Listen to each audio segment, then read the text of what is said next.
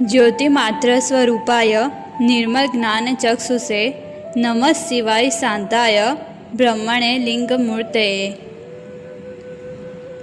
जो केवल ज्योति स्वरूप है, जिनकी दृष्टि निर्मल ज्ञान से युक्त है, जो अत्यंत शांत है, जो स्वयं ब्रह्म है और लिंग रूप में प्रतिष्ठित है, उन शिवजी को मैं नमस्कार करती हूँ। सूत जी बोले, मनुष्यों के लिए सबसे उत्तम और सनातन कल्याण यही है कि ईश्वर की कथाओं में उनकी निष्काम भक्ति उत्पन्न हो। इसलिए मैं आप सबको भक्ति और शिव महात्म्य का वर्णन करता हूँ, जो कल्पों तक अमर और पुण्यकारी है। सभी पुण्य कर्मों, श्रेष्ठ कर्मों और यज्ञों में जप यज्ञ को सबसे श्रेष्ठ माना गया है। जप यज्ञ का फल बड़ा कल्याणकारी होता है। ज्ञानी जन कहते हैं कि ओम नमः शिवाय यह सरसरी मंत्र दिव्य है। जैसे देवताओं में भगवान शंकर श्रेष्ठ है, वैसे ही सभी मंत्रों में शिव का सरासर मंत्र श्रेष्ठ है। शिव का पंचाक्षर मंत्र जप करने वालों को मुक्ति देने वाला है। इस मंत्र का श्रेष्ठ मुनि श्रद्धापूर्वक जप करते हैं। शिव का सरासर मंत्र ओम नमः शिवाय है और उसी को प्रणव से रहित होने पर यानी नमः शिवाय मंत्र को पंचाक्षर मंत्र कहते हैं। इस मंत्र के प्रत्येक अक्षर का महात्म्य स्वयं ब्रह्मा जी ने बताया है। वेद और उपनिषद इसे परम मुक्तिदायक मानती है।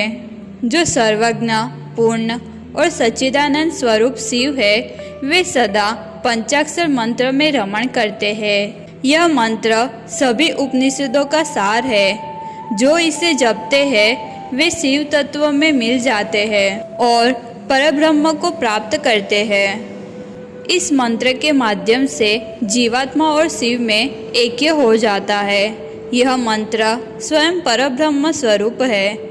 सभी जीवात्मा के कल्याण हेतु शिवजी ने स्वयं ओम नमः शिवाय मंत्र का उपदेश दिया था। जिसके हृदय में नमः शिवाय मंत्र विद्यमान है, उसके लिए तीर्थ, तप, पुण्य आदि की क्या आवश्यकता है। वह स्वयं महान पुण्यात्मा है। जीव जब तक इस पंचाक्षर मंत्र का जप नहीं करता, तब तक वह संसार के दुखमय चक्र में भटकता रहता है। यह सरासर मंत्र सभी मंत्रों का राजा है, समस्त वेदांतों का सार है और समस्त ज्ञान का खजाना है। यह सरासर मंत्र मोक्ष के मार्ग में प्रकाश देने वाला दीपक है। यह विद्या और शास्त्रों के अमृत सागर जैसा है और यह महापापों को भस्म कर देने वाली अग्नि के समान है।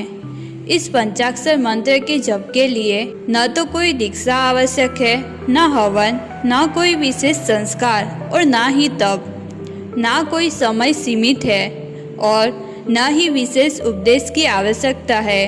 बस मन शुद्ध और पवित्र रखना चाहिए। सी और व ये दो अक्षर और नमक के साथ उच्चारित होने वाला नमः शिवाय मंत्र महापातकों को भी नष्ट कर देता है और मुक्ति प्रदान करता है। जब इस मंत्र को किसी पवित्र तीर्थ क्षेत्र में किसी सद्गुरु द्वारा उपदेशित होकर जप किया जाता है, तो यह तत्काल इच्छित फल और शिव की कृपा देता है। इसमें कोई आश्चर्य नहीं है। सद्गुरु वही होते हैं जो इच्छा रहित, शांत, धर्म के तत्वों को जानने वाले, काम और क्रोध से मुक्त, सदाचार में स्थित और इंद्रियों के विजेता होते हैं। ऐसे सद्गुरुओं द्वारा करुणावश दिया गया यह मंत्र साक्षात सिद्ध होता है और सदा शिव का साक्षात्कार कराता है। प्रयाग, पुष्कर, केदार, राम सेतु, गोकर्ण और नैमिषारण्य ये सभी तीर्थ नमः शिवाय मंत्र के जप के लिए अत्यंत शुभ फल देने वाले हैं। अब एक ऐतिहासिक प्रसंग के माध्यम से इस मंत्र की महिमा का वर्णन किया जा रहा है, जिसे एक बार या बार बार सुनने से भी शुभ फल प्राप्त होते हैं। मथुरा में एक श्रेष्ठ राजा हुआ करता था जिसका नाम वर्चु था। वह दारसा कुल में उत्पन्न हुआ था। मंत्रों में निष्ठावान, अत्यंत उत्साही और महान पराक्रमी था। वह राजा शास्त्रों का ज्ञाता, नीति में कुशल, धैर्यवान, बुद्धिमान, युद्ध में अप्रतिहित और निडर था। वह महारथी था, महान धनुर्धर था, सभी शास्त्रों में निपुण, उदार, रूपवान और संयमी युवक था। उसने काशी के राजा की कन्या से विवाह किया जो पुण्यवती, सुंदर, गुणवती और सौंदर्य तथा शील से युक्त थी। वह महान शिव भक्त थी, विविध व्रतों और पूजा पाठ से शिवजी की आराधना करती थी। अपनी शक्ति, बुद्धि, स्वभाव और ज्ञान के अनुसार ओम नमः शिवाय मंत्र से सदैव शिव की उपासना किया करती थी। विवाह के पश्चात एक रात राजा ने अपनी पत्नी को अपने पास बुलाया। वह साध्वी स्त्री बार बार बुलाए जाने पर भी मन से उस संगम के लिए तैयार नहीं हुई और पास नहीं आई। जब वह पत्नी बुलाए जाने पर भी नहीं आई तो राजा को गर्व और क्रोध आ गया, क्योंकि वह उसका अनादर कर रही थी। रानी ने कहा, हे राजन, मुझे स्पर्श मत कीजिए। मैं व्रत के कारण से आपसे दूर हूँ। आप धर्म और अधर्म का भेद जानते हैं, अतः मुझ पर बलपूर्वक कोई कार्य न करें। जब स्त्री पुरुष का संगम नियम, व्रत, कवच, जप और प्रीति के योग से होता है तभी वह उत्तम है। हे प्रिय, जब मैं स्वेच्छा से प्रसन्न हो जाऊं तभी तुम्हारा संग स्वीकार्य होगा। बिना स्त्री की प्रीति के पुरुष का भोग भी ब्रह्म रूप नहीं होता।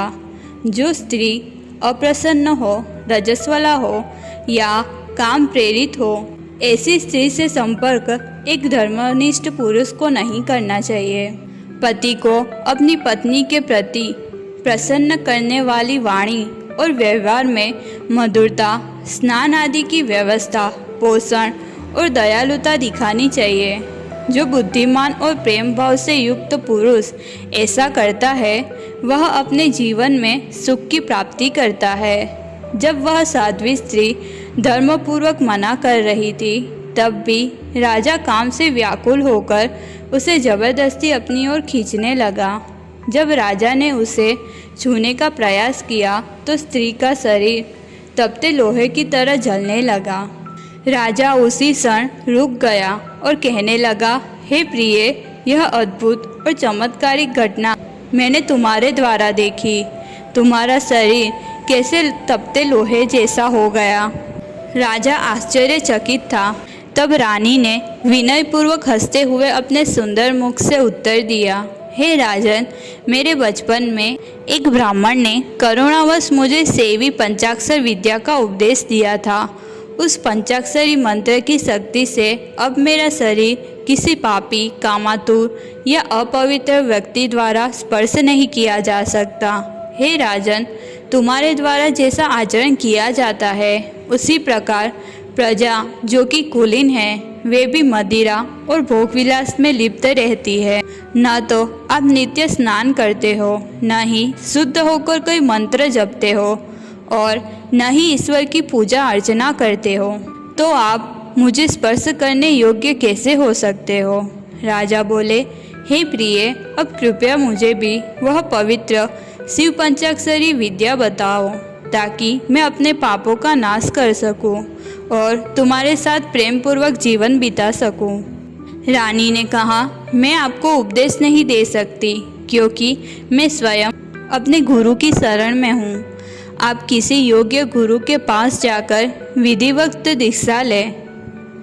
इस प्रकार विचार करके वह दंपति गुरु के शरण में गए और विनम्र होकर उनके चरणों में नमस्कार किया। उन दोनों ने श्रेष्ठ गुरु से परम ज्ञान की जिज्ञासा की और उन गुरु ने पहले उस संपूर्ण ज्ञान को अच्छी तरह समझकर उन्हें बताया। राजा बोला, हे गुरुदेव, मुझे कृतार्थ कीजिए, मुझे पंचाक्षरी मंत्र दीजिए जिससे मेरी सभी राजकर्मों से उत्पन्न पाप नष्ट हो जाए। गुरु ने राजा को पुण्य तीर्थ काशी ले जाकर शिव पादुका पूजन करवाया। फिर उसका मस्तक स्पर्श कर शिव स्वरूप पंचाक्षरी मंत्र प्रदान किया। जैसे ही राजा ने मंत्र धारण किया, उसके शरीर से करोड़ों पाप रूपी कौवे निकलकर जलते हुए घिरने लगे।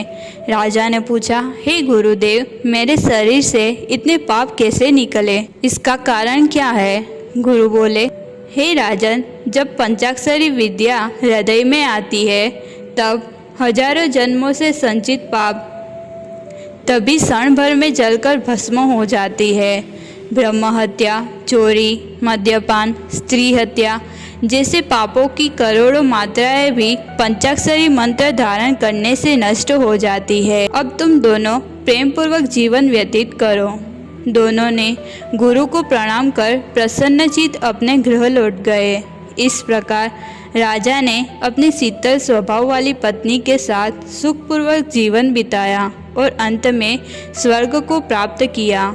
यह पंचाक्षरी मंत्र का महात्म्य है, जो समस्त वेदों, उपनिषदों और पुराणों का सार है।